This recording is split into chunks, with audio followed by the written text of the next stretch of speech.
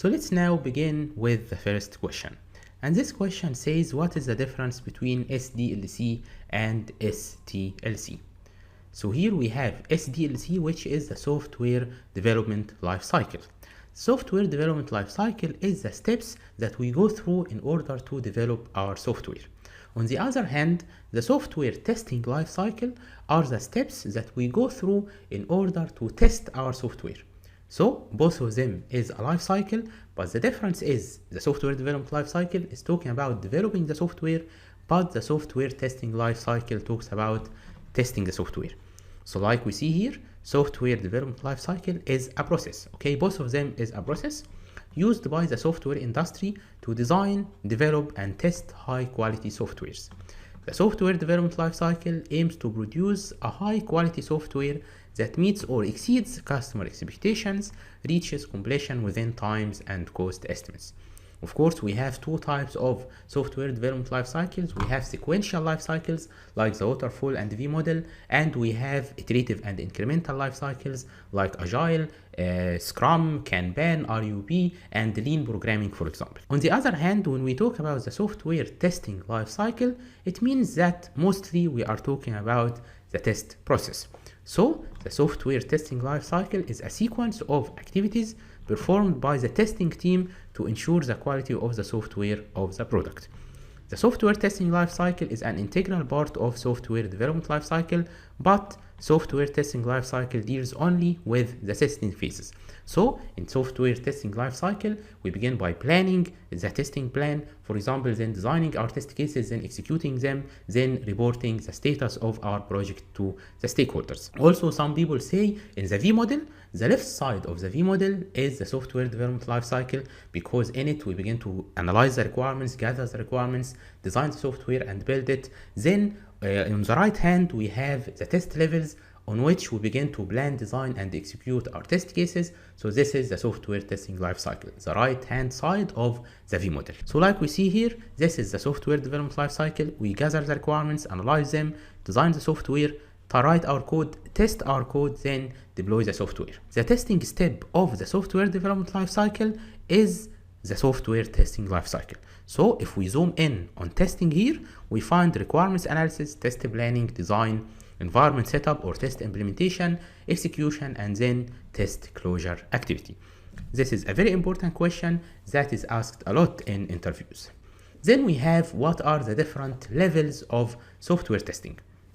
So in software testing, we have four main levels. We have unit testing, integration testing, system testing, and acceptance testing. Sometimes we call unit testing component testing or program testing or module testing. So at the beginning, we have unit testing, and unit testing aims to verify each part of the software on its own by isolating it and then perform tests to demonstrate that each individual component is correct in terms of fulfilling requirements and the desired functionality.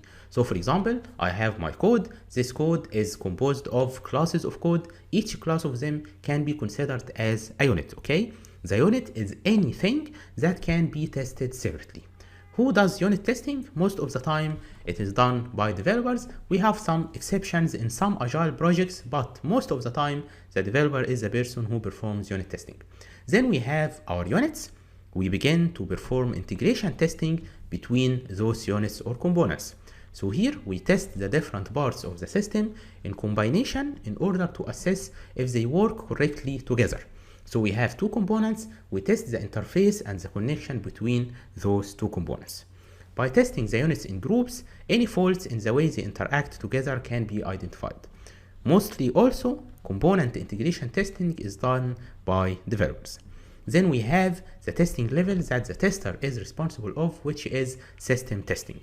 Here we tested the components, then we tested the integrations between them. Now we have a whole system, we can test this whole system. Who tests it? The testing team or the tester, okay? So this is system testing. All the components of the software are tested as a whole in order to ensure that the overall product meets the requirements specified. Then at last we have acceptance testing. Acceptance testing is like system testing, but it is not done by testers. It is done by stakeholders, by, for example, users, okay? And also, the goal of acceptance testing is not to find many defects, but the goal is to make sure that our software is ready to be deployed to the customer. So acceptance testing is the level in the software testing process where a product is given the green light or not. Is it ready to be delivered or not? The aim is to evaluate whether the system complies with the end user requirements and if it is ready for deployment. And mostly the end users and the stakeholders are the one who perform acceptance testing. Also, we have types of acceptance testing like alpha testing, beta testing, contract and regulatory acceptance testing, and also operational acceptance testing and user acceptance testing. We have UAT and OAT, user acceptance testing and operational acceptance testing. But here comes a tricky question. The person might ask you, what is the difference between component integration testing, which is this, and system integration testing? And when do we perform system integration testing? Okay, so we know now component integration testing. This is integration testing. We integrate the components together and test them. Then we have system testing. So what if we have two systems, for example, a front end and a back end, or a website and a mobile application who interact with each other? In this case, we will have system integration testing between those two systems, okay? So for example, you wrote a post from the Facebook application on your Android phone. Your friend is reading this post from, for example, a browser on his laptop, okay? And he is interacting with like or love. So here we need to test the interaction between those two systems, the mobile application and the website. Component integration testing is, like we said, the responsibility of the developers, but system integration testing is mostly the responsibility of the testers, and it comes after system testing. The third question says, explain the steps that the defect goes through from discovery to resolution. So you found a defect, you reported this defect to your developer in your team. So what are the steps that this defect goes through? So the first thing is that you as a tester, you find a defect. So its status is new, mostly, okay? In many tools, it's called new, it's called to do anything in agile projects, for example.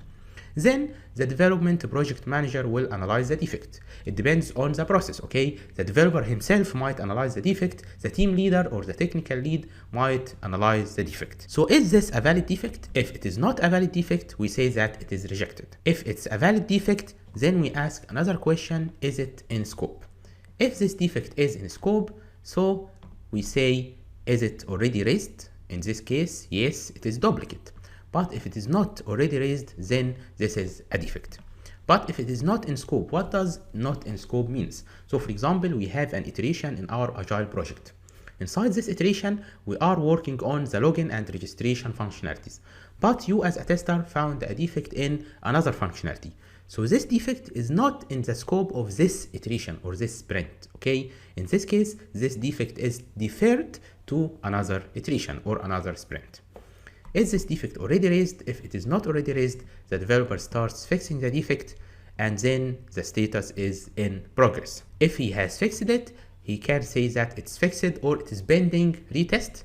Then you begin to retest the code. If the test passes, then it's closed. If the defect did not pass the testing, in this case, it is reopened and then the developer starts fixing it again. So this is called the defect lifecycle. This is another illustration here, but it is the same. We have new, then assigned, then open, fixed, retested, and closed. When I assign it to the developer, he might reject it. Why would he reject it? Because it is deferred or duplicate. And also, when the defect is fixed, we can say after retesting that it is not fixed, and then we begin to reopen the defect. But in my opinion, the illustration on the left has something wrong. So here, in retesting, this arrow should come, not from here. Why? Because when you perform as a tester retesting, you decide, is this defect closed or reopened? So the developer is not the person who decides, does this defect require reopening or not? No, it is the tester. After performing retesting, he begins to reopen the defect if it is not fixed.